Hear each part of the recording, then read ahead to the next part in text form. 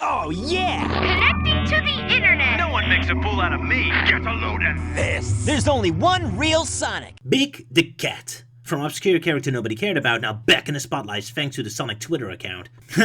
Whenever I see people wish for a new Sonic Adventure type game, other fans hilariously make fun of this person by making Big the Cat Adventure 3 statements. How funny. Well, that'll shut us up. Or not. Perhaps having Big the Cat Adventure 3 isn't such a bad idea after all. Roll clip!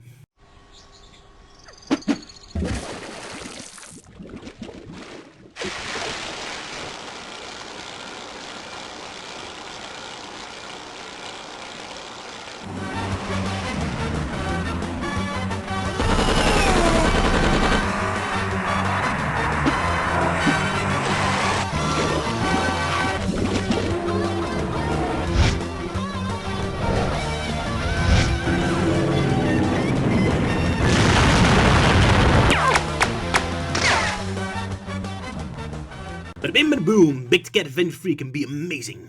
Sega's greatest strength in game making is to make fast-paced, action-packed arcade games. Most of their most beloved games are short but intense arcade action games, which is fantastic in the 90s when you could still get away with selling arcade games with 1 or 2 hours of gameplay for full price. But today we don't tolerate that stuff anymore, and games need to be 60-hour long epics. So what to do? Well, throw in tons of filler, of course. Sonic the Hedgehog. At its core, it's spectacle, energy, excitement. You want Sonic to be racing down huge chunks of level and climbing and flying and do cool things. Pure and fast. Create a game like that and it's over in 2 hours. Oops, no. So let's throw in stuff instead. Starting by adding slower but still cool stuff like robot assaults and werehog battles, but even they were considered dull and pace-breaking because it's still a step back from Sonic's normal fast-paced action, so now the padding is even more dull and slow. Now, what if we reverse this thinking process? What if instead of a fast-paced action game at the core and then throwing in boring, slow things to pad the experience, what if we start with the most boring game possible so you already have your 60-hour epic and then you throw in stuff to make it cool? Instead of an amazing game hampered by irrelevant nonsense, now we get a mediocre game becoming awesome by crazy things happening. Gameplay possibilities. Sure, it can just be a fishing simulator, but hey, be creative. Sonic game should be platformer. Okay. 2D platformer, make it like Bionic Commando. 3D platformer, make it like Just Cause.